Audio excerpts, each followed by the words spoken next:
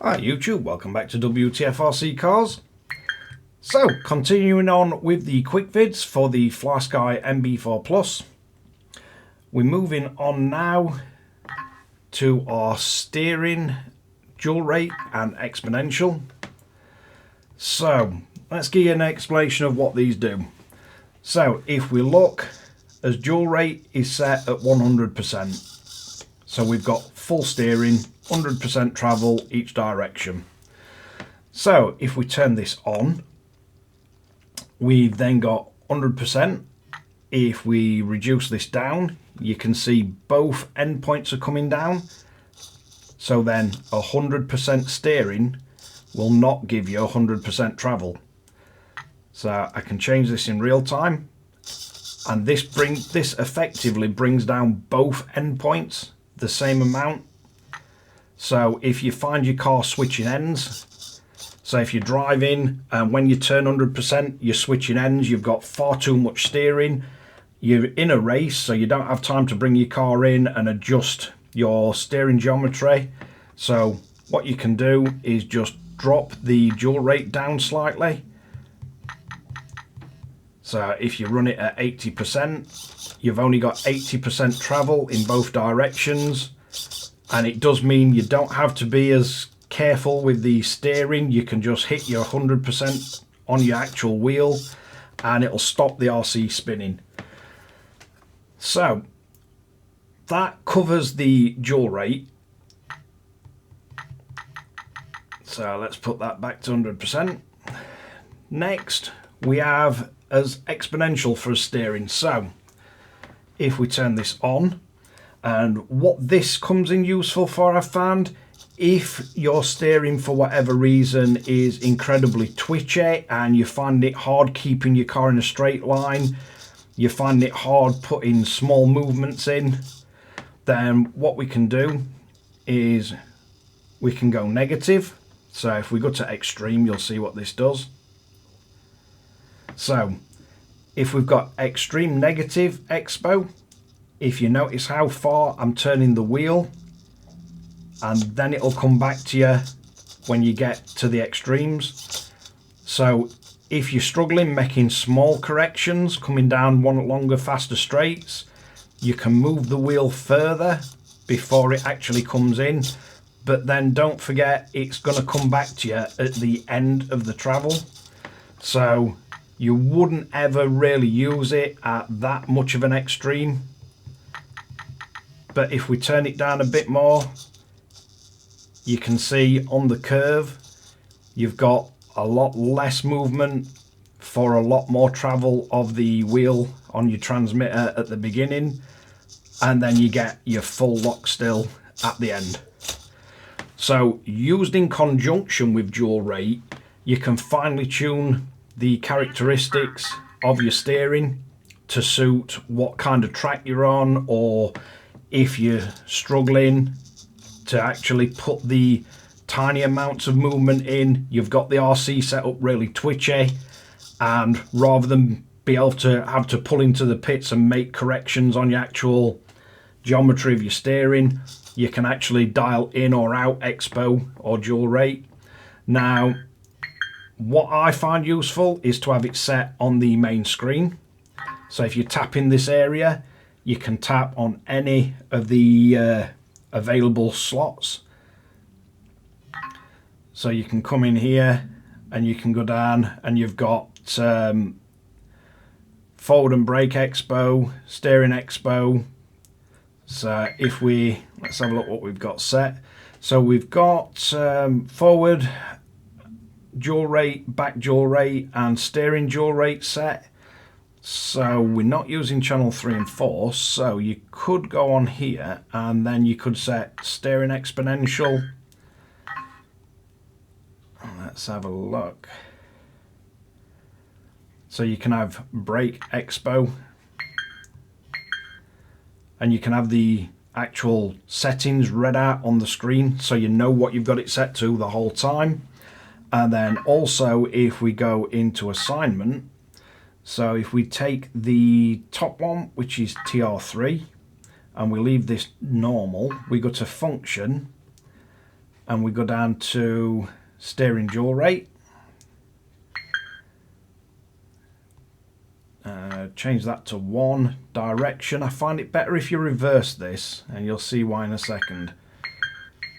So now on the actual TR3 wheel at the top, so if we roll the wheel forward it'll increase, if we roll the wheel back it'll decrease. So you can do this in real time, so you can turn down your dual rate as you're actually racing. And I find that really useful. A lot of times in touring car racing, I'll quickly, as the track grip level comes up, I might knock a few numbers off the actual dual rate because the car's turning a lot quicker and you're starting to lose the rear end. Especially if you've got a lot of grip up front, which is how I like most of my touring cars set. It's handy to be able to just back this off as the grip level comes up of the track. Likewise, if you're racing outdoors and it starts getting a bit damp and you're usually racing around 90% dual rate, you might want to bump it up a little bit if you're starting to lose the front end, or if your tyres are going off. You might want a bit more angle on your steering, and it's handy to be able to change the dual rate on fly. You can also do this for any of the exponential or any of the other dual rates. So if you go down to TR4, we'll reverse it, click on that and drop it down to 1. And then you can go in and you can set steering expo, throttle dual rate, brake dual rate. So if we wanted to set it on throttle dual rate, we can then come out. And then say you've realised you're overgeared and you're having to remember not to go full throttle on the longest straight of the track, we can now move TR4 and we can back this down, and that'll back down the maximum amount of throttle that you're going to get. So you may want to knock 10% off your throttle so you can just pin the actual trigger, go flat out and then brake.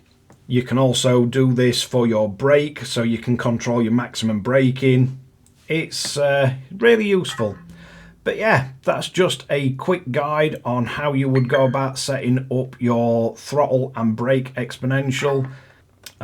Exactly same settings if you go into throttle. So if we look in here, we've got forward rate, so that's your forward dual rate. You've got backward dual rate, you've got forward exponential and backwards exponential. So again, if you were thinking it's a little bit too sensitive on throttle, you can dial in a bit of negative curve and it'll give you more travel on your trigger. So if we go to extreme just to show you, so you've got a lot of movement on your trigger. If we look on, you can see how far I'm moving the trigger before we start accelerating. And again, if we take this out altogether, then you're back to instant throttle.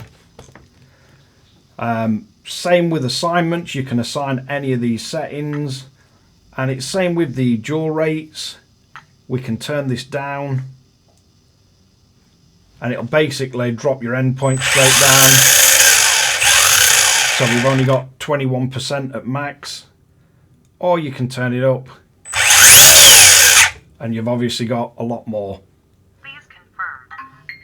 You can also assign a button to the on-off of each one of these. So at the minute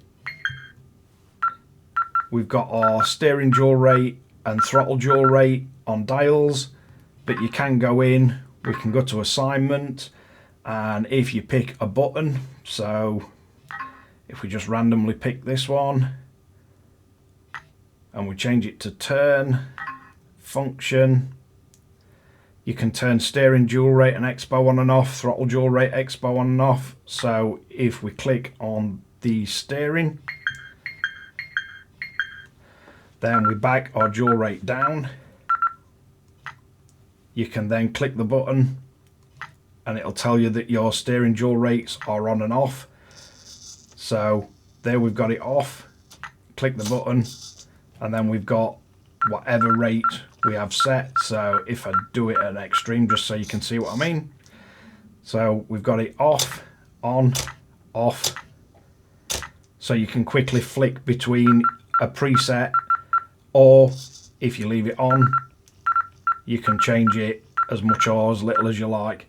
Hit the button and you're back to 100%.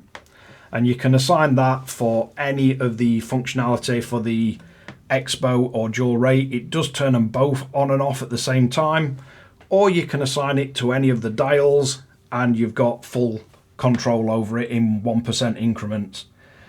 Hopefully that gives you an explanation of why you might want to use exponential and Dual rates and how to assign it to various different dials.